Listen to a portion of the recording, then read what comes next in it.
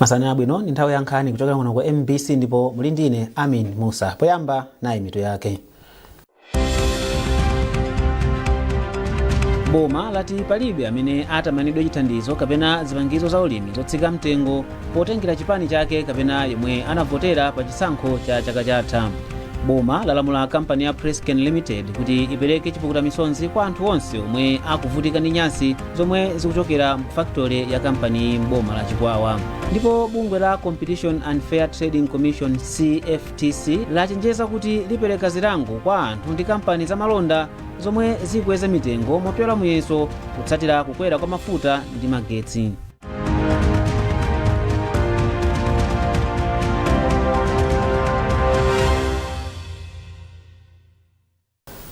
Boma lati palibe amene atamanidwe chithandizo kapena zipangizo za ulimi zotsika mtengo potengera chipani chake kapena yemwe anamvotera pa chisankho cha chaka chatha.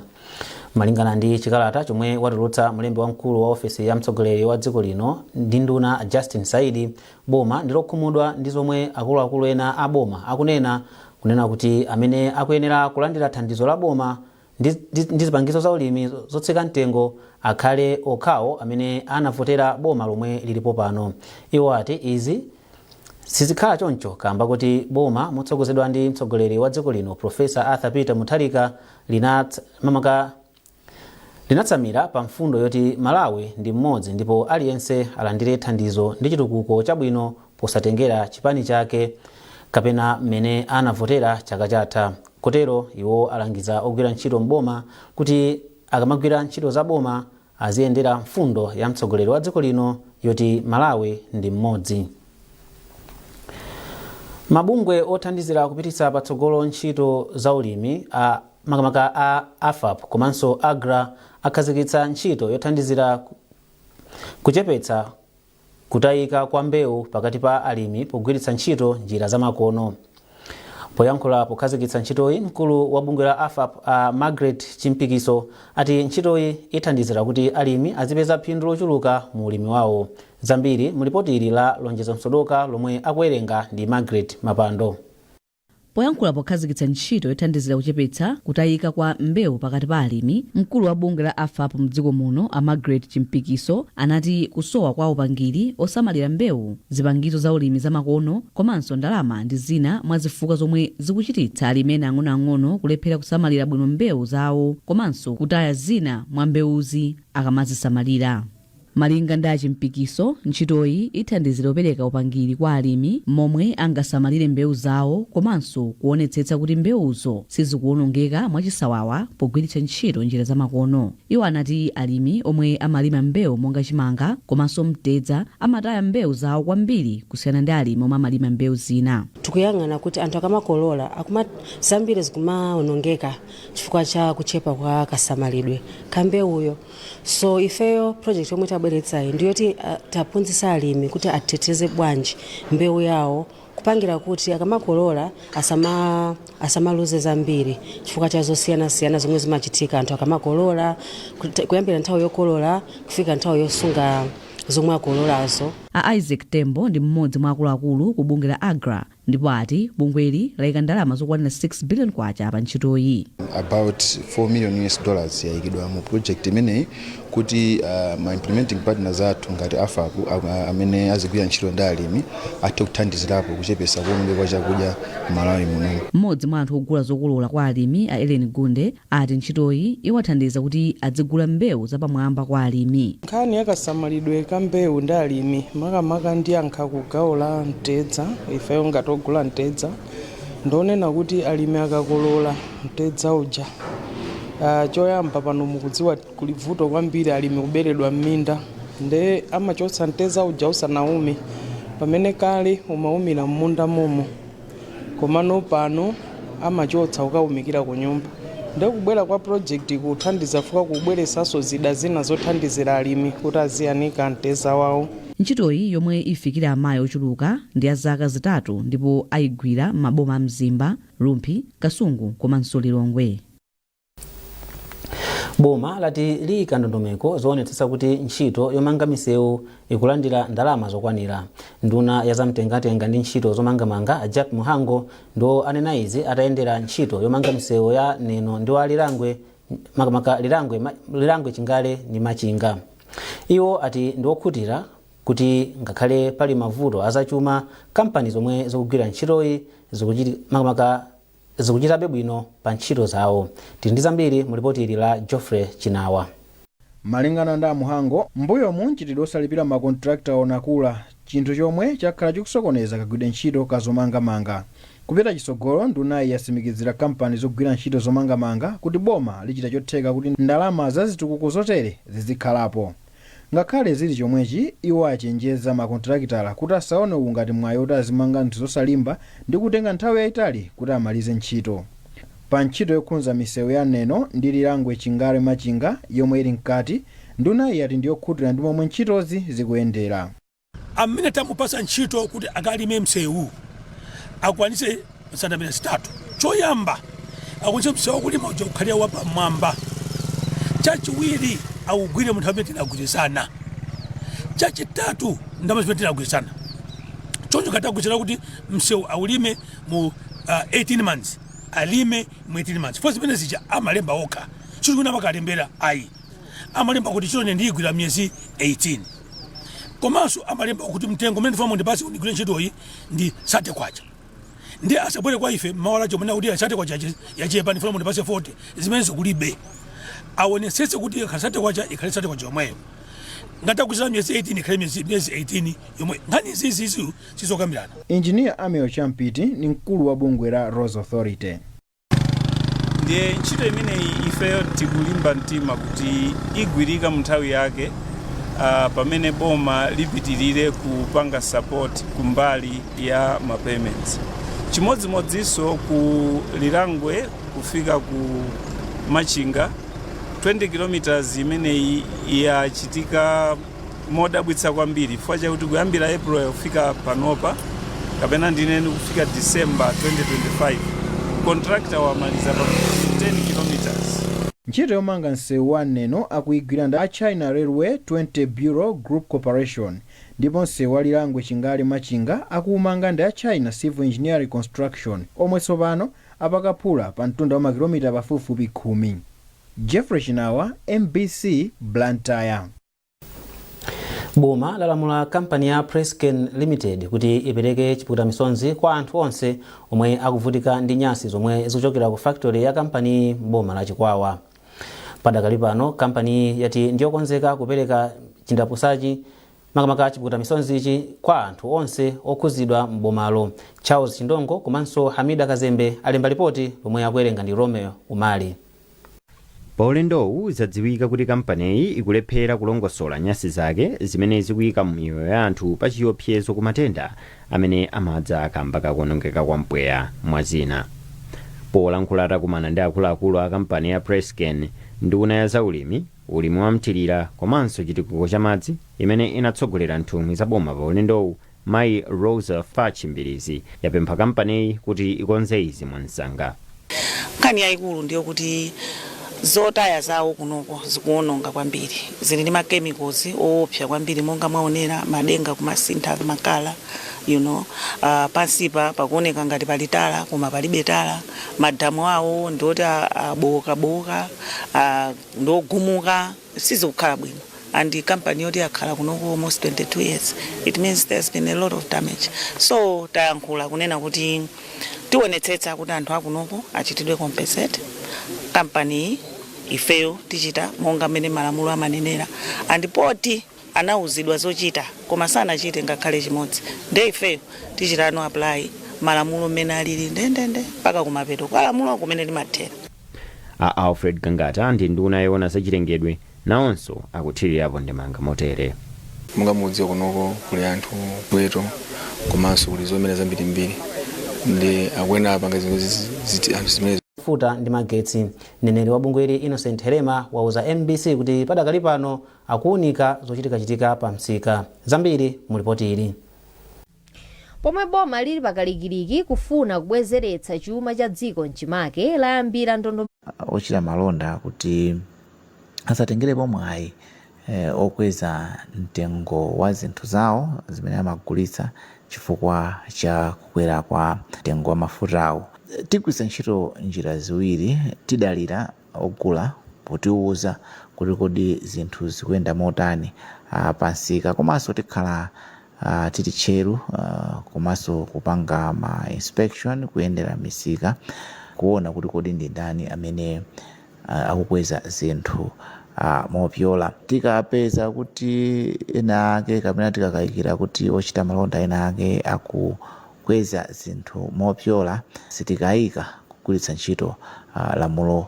Ndime 51 gawo Q ya lamulo loona kuti pasakhale kusiyana pa momwe anthu akuchitira malonda ikuletsa kuyika mitengo yopyola muyeso kapena kugulitsa malonda pa mtengo ofuna kupeza phindu lonjeza, kamba kuti izi ndikuphwanya ufulu wa ogula.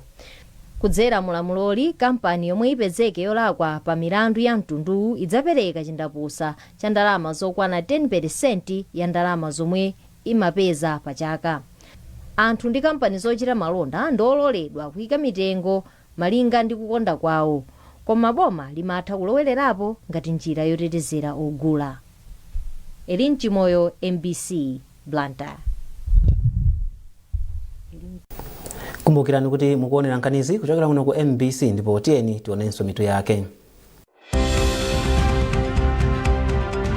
Boma lati palibe amene atamanidwe chithandizo kapena zipangizo za ulimi zotsika mtengo potengera chipani chake kapena yemwe anavotera pa chisankho cha chaka chatha.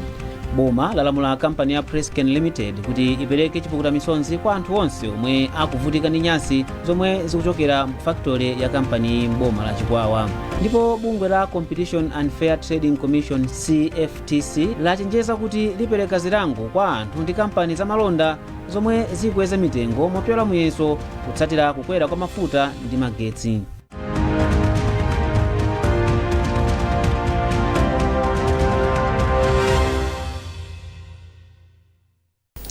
Takulandiraninso ndipo popitirani nkhani zathu, bungwe loona za milingo la Malawi Bureau of Standards MBS lalanda mafuta odzola milomo kapena kuti lipstick kamba kosakhala ndi zizindikiro zosonyeza komwe anampanga komanso zizindikiro zina zofunikira. Kutsatira izi, bungweli lapempha ochita malonda kuti azitsatira milingo ya mdziko muno pomwe akugulitsa katundu wawo osiyanasiyana. Olive Phiri wadza ndi ripoti. Pofuna kuonetsetsa kuti anthu akutsata milingo, kuteteza ogula komanso kupewa kupezeka kwa katundu osayinira pa msika, bungwe loona za milingo la Malawi Bureau of Standards layamba kuyendera mashopu ndi kuona katundu yemwe mashopu akugulitsa. Pa ntchito yomwe bungwe lili kugwira, likuona ngati ogulitsa katundu osiyanasiyana akugulitsa katundu yemwe masiku ake anadutsa, katundu oletsedwa momwe ogulitsa akusungira katunduyu, komanso ngati ndi zonse zomuyenereza kupezeka pa msika. Pomwe bungwe linayamba ntchitoyi, linalanda zodzola m'milomo za amayi lipstick mu shopu ya China Wave ku Lilongwe, kamba kunena kuti zinalibe zizindikiro zosonyeza dziko lomwe anazipanga komanso zizindikiro zina zofunikira. Kutsatira izi, bungweli lalipiritsa eni a shopuwa chindapusa cha ndalama zokwanira 500,000 kwacha. Mmodzi mwa akuluakulu ku bungwe la Malawi Bureau of Standards, Masozi Mwene Fumbo, atsindika kufunika kwa ogulitsa malondawa kumagulitsa katundu wapamwamba pofuna kuteteza ogula. Zaoneka kuti ma products au ena sali ndi malebo okwanira. Mwachisanzo maweti sakupangidwa declare, komanso ena sakunena kuti katundu yu ndi wopangidwa ku China, ena sakunena kuti kodi nkatimu content, my ingredients ake ndi chani. So zimene zozo titazipeza tazilanda ndiponso tacharja chindapusa. Pakadali pano, bungwe la Malawi Bureau of Standards lati pali kusintha pamomwe ogulitsa katundu osiyanasiyana akusungira katundu wawo kusiyana ndi chaka chatha, pomwe ambiri amapezeka ndi vuto la kusasunga bwino katundu wawo. Olive Phiri, MBC, Lilongwe.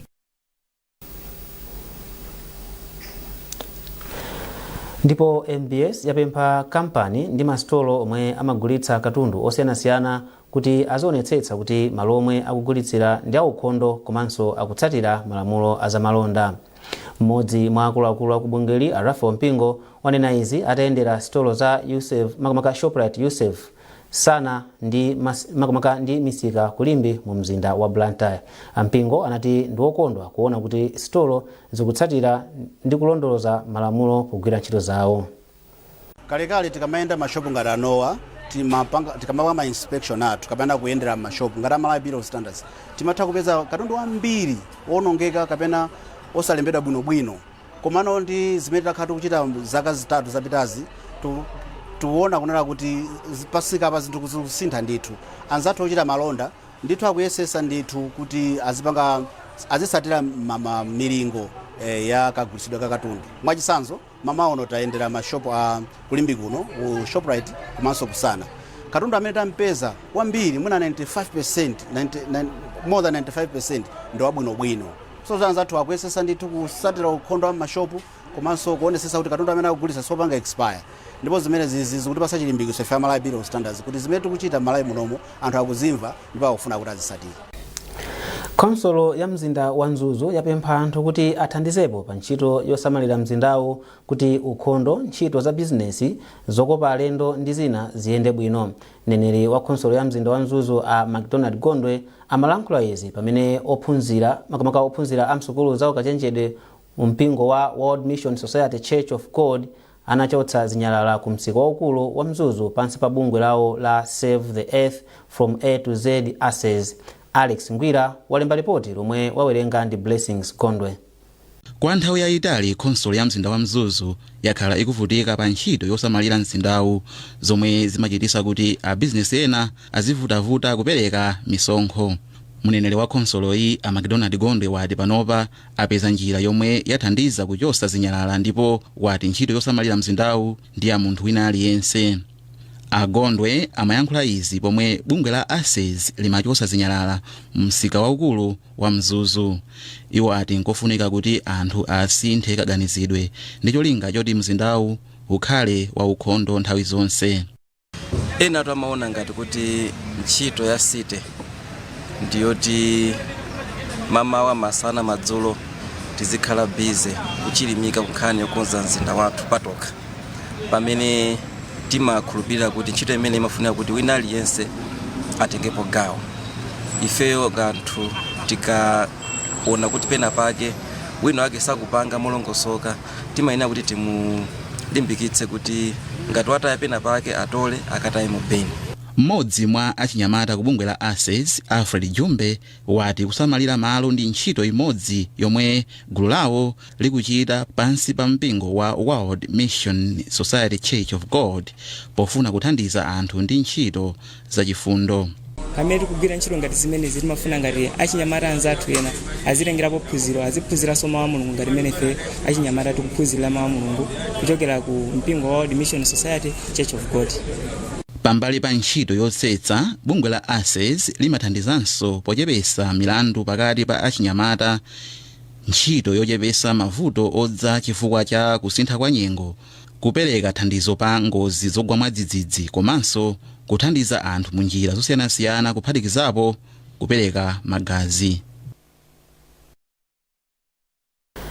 Inkosi ya makosi mbero yachisanu ya mboma la Nzimba yati chitukuko chenicheni sichiyenera kungoyang'ana pa zomangamanga zokha, koma chiyenera kuyika patsogolo thanzi labwino, maphunziro apamwamba komanso kupatsa nzika mphamvu zochuluka.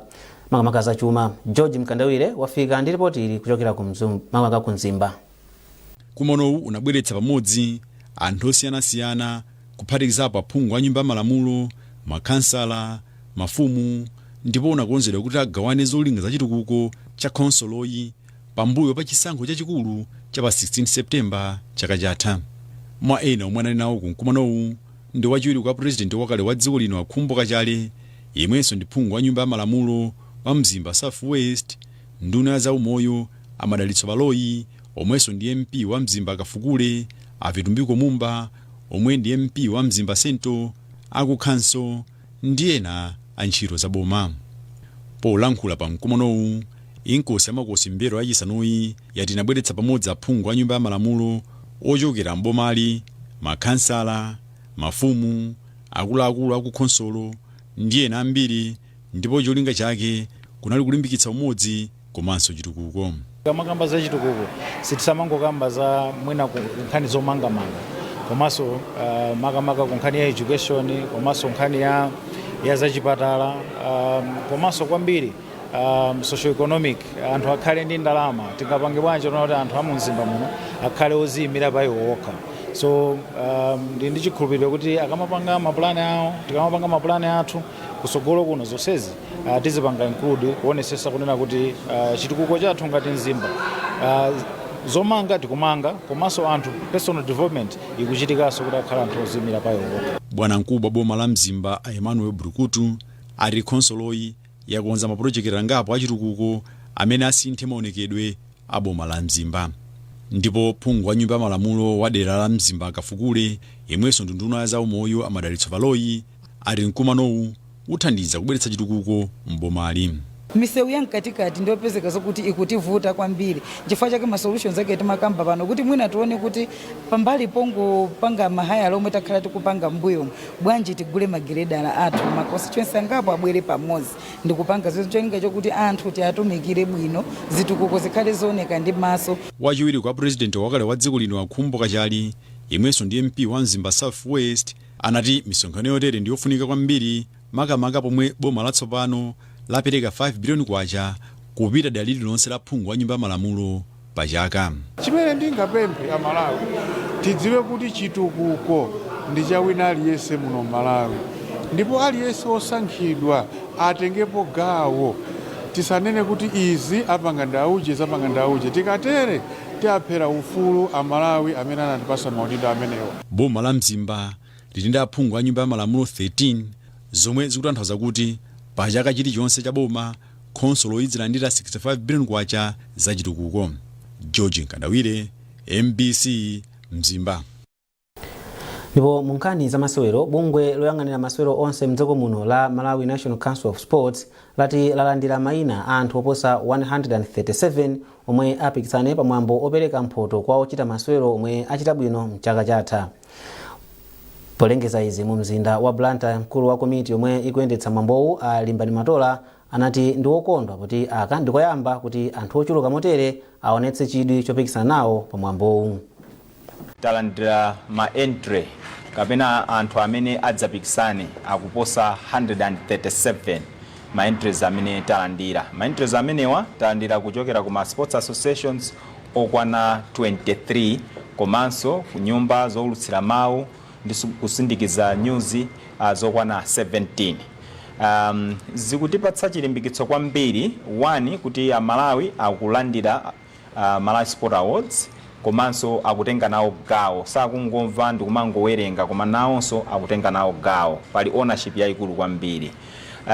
Tingowadziwitsa Malawi kuti tsopano ndi talowayi ndiyonena kuti akatswiri majaji unikire tsopano azukute entry ina iliyonse pa ma entry 137 aja. Modi process imeneyi ikuyambika kuchokera pa 28 January kufika pa 30 January. Majaji akhala akuzukuta entry by entry mpaka nati tirutsire kuti opambana atatu pa kategori iliyonse. Kumbukirani tini makategori 16. Nde majaji akamaliza atipatsa marks kuti top 3 ndi awawa pa kategori iliyonse. Tikachoka pamenepo anthu atatu aliwonse pa kategori iliyonse tikudzabweretsa ku mtundu wa Malawi kuti nawo Malawi adzavota, adzayikirepo vote yawo kuti ndi zonadi anthu awadi ndi akatswiri amene achita zakupsa ku nkhani zosiyanasiyana za masewero mdziko muno. Ndi nkhani imeneyo tafika pamene pa nkhani zathu masana ano, koma tisanasiyane nayinso mitu yake. Boma lati palibe amene atamanidwe chithandizo kapena zipangizo za ulimi zotsika mtengo potengera chipani chake kapena yemwe anavotera pa chisankho cha chaka chatha. Boma lalamula kampani ya Presken Limited kuti ipereke chipukuta misonzi kwa anthu onse omwe akuvutika ndi nyasi zomwe zikuchokera mu factory ya kampani mboma la Chikwawa. Ndipo bungwe la Competition and Fair Trading Commission CFTC lachenjeza kuti lipereka zilango kwa anthu ndi kampani za malonda zomwe zikweza mitengo mopyola muyeso kutsatira kukwera kwa mafuta ndi magetsi.